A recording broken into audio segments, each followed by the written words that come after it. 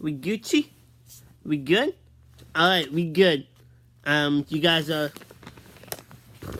you guys are leaning on a bowl of grapes back there. So if I'm snacking on something during the video, it'll be those grapes.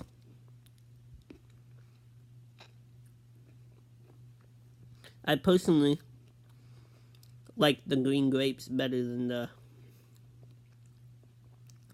purple ones, or red, whatever you want to call them, purple, reddish. Comment down below. Tell me what kind of grapes you like better.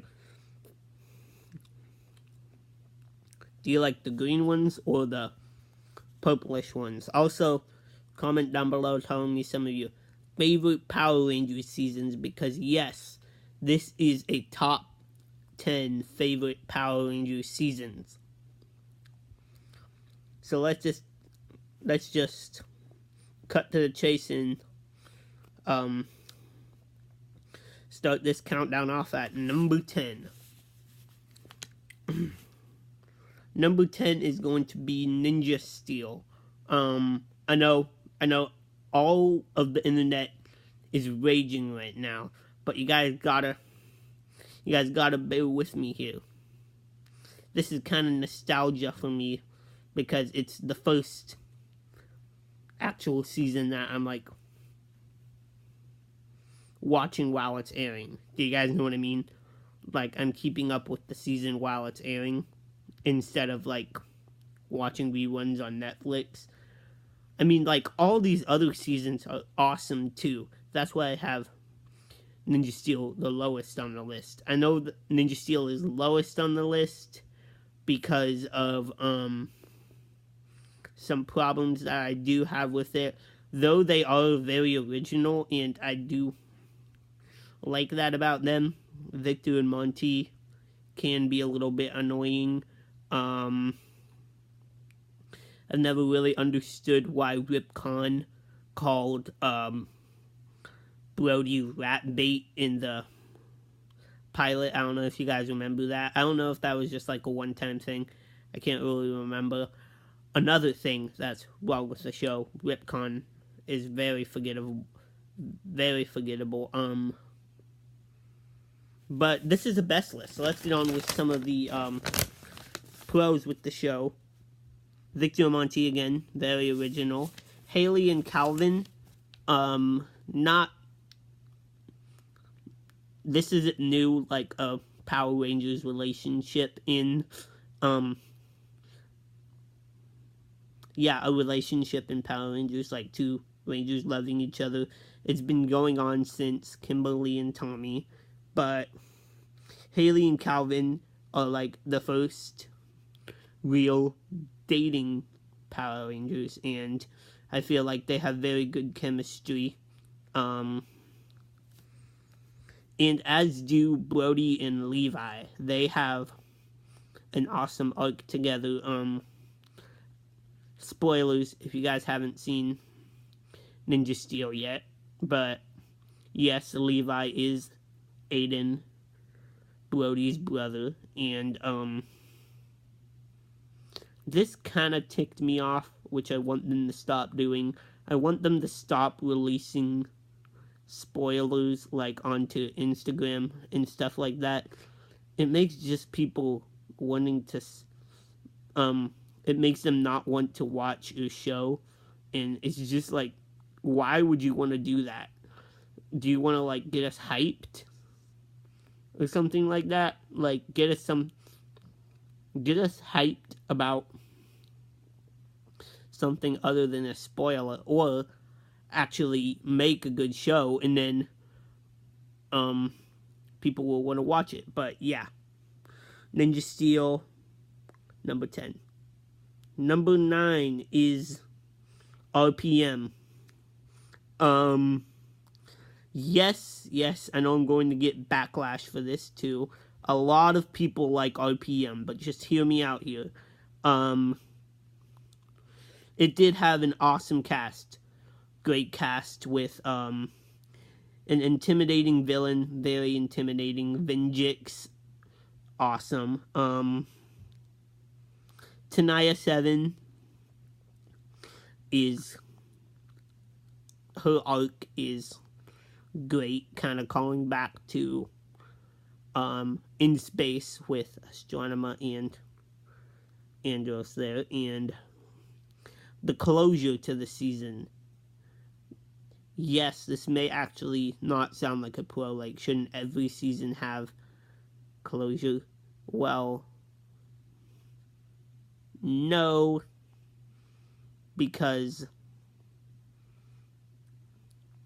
we all remember Megaforce and Super Megaforce, and how their closure was just terrible.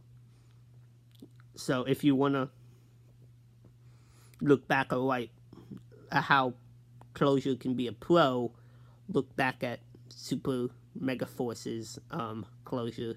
You'll get why that was just terrible. Zeo. We have Zeo at number 8, and I put Mondo down for my notes, but just like the Machine Empire in general are very intimidating, very just very evil, very intimidating villains. They were able to run Lord Zed out of his freaking castle. You guys just think about that. How intimidating Lord Zed is. They are able to run Lord Zed out of his castle. So, yeah, the Machine Empire, awesome. Something that I didn't put down here, the Gold Ranger, his arc is awesome. I love how Jason returned, but that's not... Jason being the Gold Ranger isn't the only pro with that. I like the Trey-of arc. I like how they built up the Gold Ranger to be Billy or Skull. I really would have liked Skull to Bulk or Skull, either of them, to become a Ranger at some point. I know Bulk was a little plump for that, but Skull, he would have been great Ranger. But sadly, it never happened. But they did get their heroic moment at the end of In Space. They did get their last hurrah, so I really enjoyed that, but I just wish they would have become Rangers at some point, you know? Again, bringing up Billy, he was the Blue Ranger in Mighty Morphin. Kind of behind the scenes now. He's kind of like a second Alpha 5 to Zordon. He builds the weapons, he maintains them, he states problems if they occur with the weapons.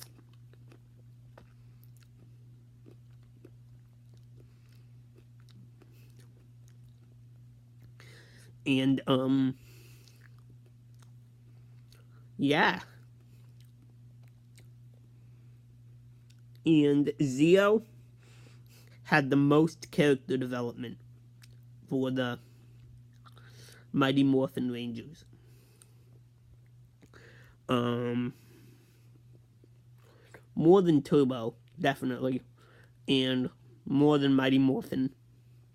Let's see, what all did we find out in Zeo? There's just so much, so we find out Tommy has a brother. We find out that Cat's into dance. We also find out that Tanya's into singing, and that Adam is into piano. And that just awesome episode with Rocky, and when Jason comes in and he just feels like not as important anymore, like he's not as important to the team anymore. That's a feeling that I think that more Ranger teams should have. That is an awesome feeling. I wish they would do more episodes like that. So yeah, keep that up, guys. Number 7, coming in at number 7 is going to be SPD. So let me explain my history with this season. I watched it the first time. I said I really don't understand the how should I say it? The enthusiasm with this season. I mean, like so many people are so like, oh, SPD, it's so awesome, and I'm just like, yeah, it was alright, but I didn't really find anything good with it. But I mean, like, amazing. I found a bunch of stuff good, but I couldn't find anything like amazing that stood out or anything like that. But then I went back to it with a little bit more of a critical eye, and then so I could see where they were coming from. And yeah, the season is really good. I like how I know this happens a lot, but I love the backstory of the mentor and the villain together. We don't really get that a lot in Power Rangers.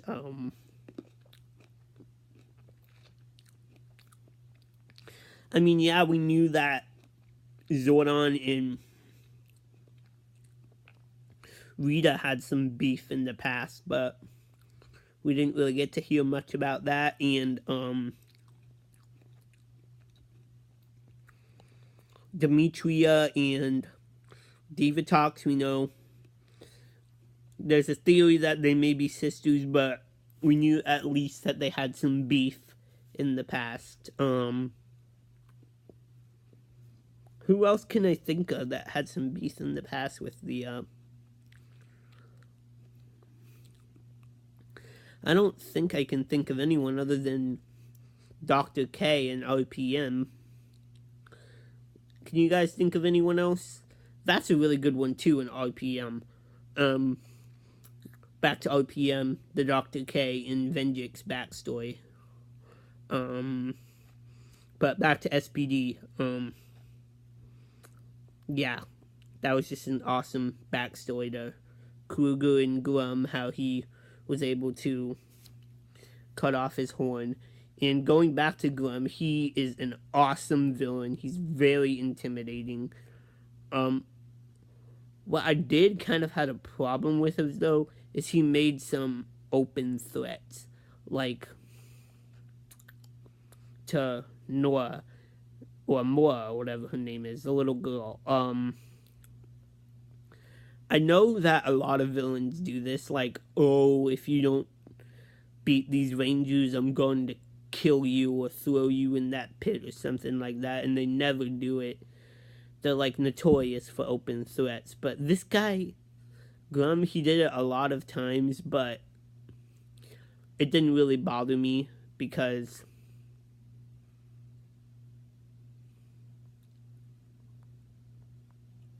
he's just such a great villain, and he's so intimidating. And he did eventually do it. He eventually went through with his word, which kind of helped the open threat issue a little bit more.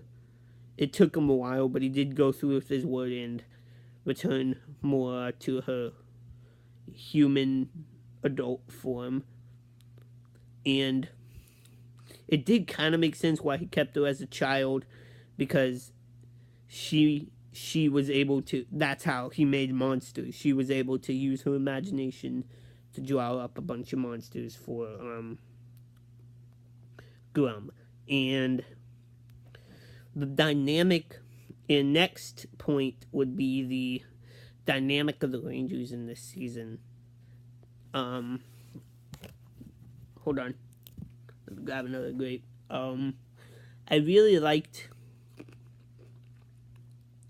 the dynamic of the Rangers in this season. So it starts with, in the pilot, with just Sid, Sky, and Bridge. They're all at SPD training to be Power Rangers, and then